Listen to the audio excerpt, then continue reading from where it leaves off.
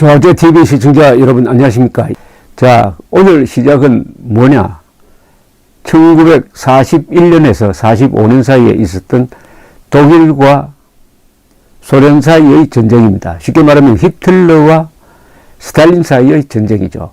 이 전쟁이 한국인의 운명에도 직접적인 영향을 미치게 됩니다. 한국에 미치는 영향은 1945년 8월 9일 그때는 이미 히틀러가 무너졌습니다. 마지막 남아있던 일본을 치기 위해서 그때까지 우호 관계에 있던 소련이 일본을 때리면서 만주를 쳐들어오기 시작합니다. 그게 1945년 8월 9일이었습니다. 8월 9일. 그날 아침에 히로시마에 히로시마가 아닙니다. 나가사키에 원자폭탄이 떨어졌습니다. 히로시마는 8월 6일 떨어졌습니다. 그때 만약 소련군이 일본이 항복을 하지 않고 계속 버텼으면 부산까지 내려왔을 겁니다. 그랬으면 우리는 지금 김정은 밑에서 살고 있을 가능성이 참 많습니다. 그런데 일본이 그나마 8월 15일 항복을 함으로써 38선을 경계를 해가지고 북쪽은 소련, 남쪽은 미군이 진주해가지고 그나마 38선 남쪽이나마 자유의 교두보를 지킬 수가 있었습니다. 그 며칠 상간에 한국인의 운명이 달라졌습니다. 그래서 그 선을 올라가면 그게 다 독일, 소련 전쟁, 독소전쟁이라고 그럽니다. 독소전쟁에서 시작된 파생적 영향이죠. 자, 독소전쟁의 본류를 좀 말씀드리고 싶은 것은 최근에 제가 이런 책을 읽었습니다. 히틀러 vs 스탈린, The Eastern Front라는 책입니다. 여기에 20세기의 악마적 지도자 두 사람이 나옵니다. 히틀러와 스탈린.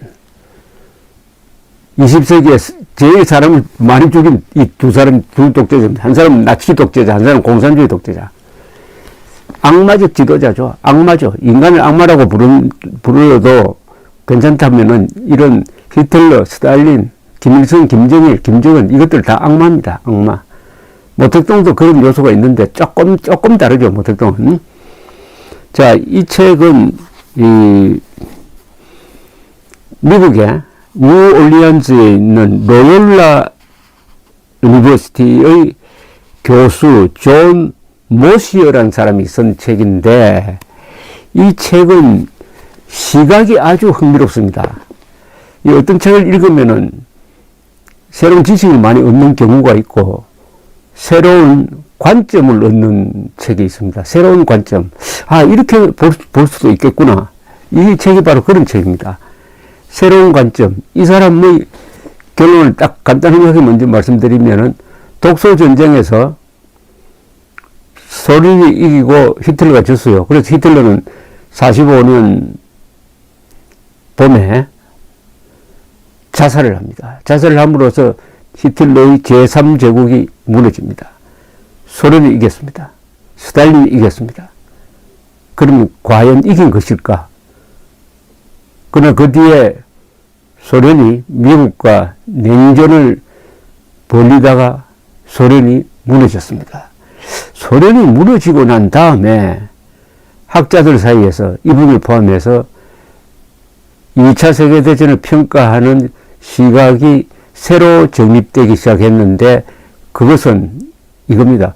결국 소련이 히틀러의 공격을 받고 어마어마한 상처를 입고 거기서 회복하지 못한 상태에서 미국과 맞짱 뜨다가 결국 주저앉고 말았다. 그러니까 결국은 히틀러가 이겼다. 결국은 히틀러가 이겼다는 겁니다. 결국은 장기적인 관점, 한 40년, 50년의 시간대에서 보면은 결국은 히틀러가 이겼다. 왜냐? 독소전쟁에서 전장은 주로 어디냐 하면 지금 우크라이나 지방, 또 러시아의 서쪽이었습니다.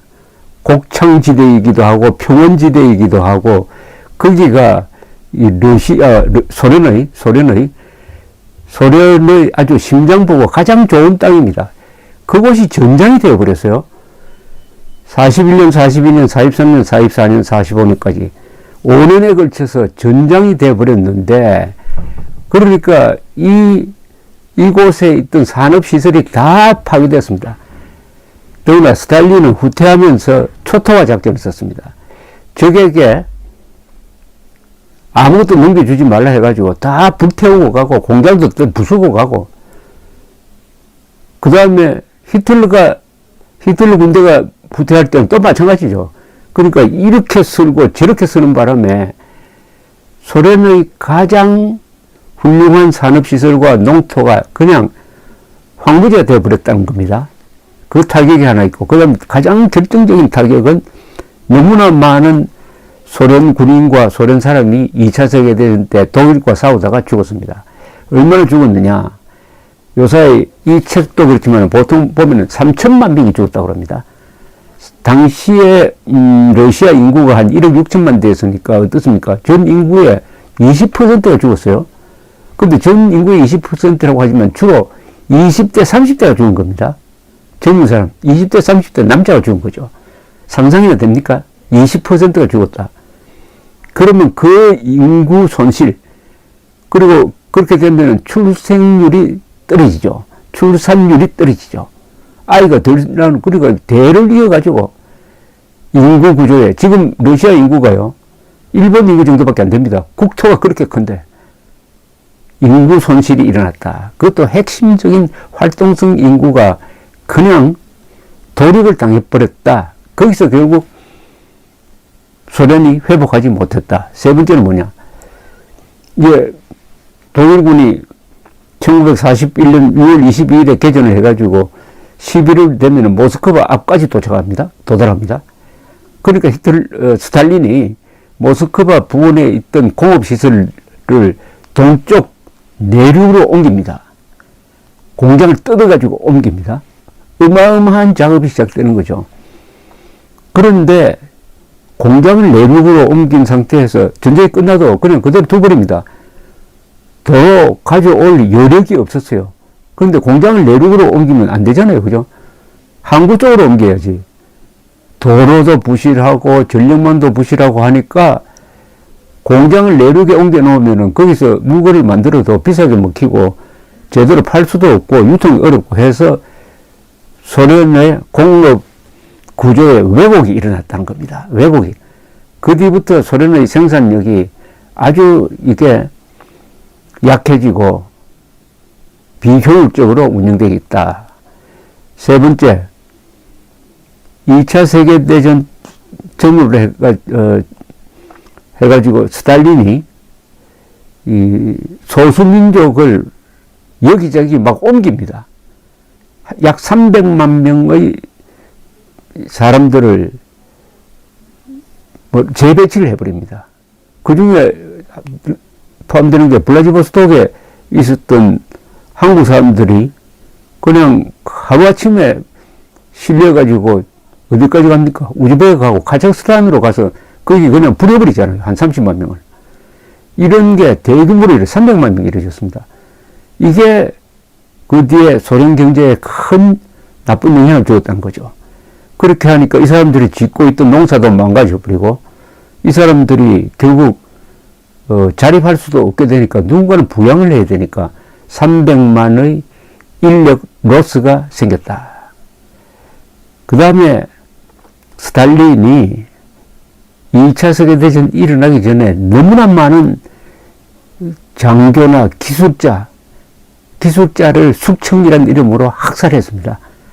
그거 이렇게 딱 종합을 하면은 결국 2차 세계대전 때 독일로부터 얻어맞은 상처가 깊은 내상이 되어가지고 그곳으로부터 회복할 수가 없었다.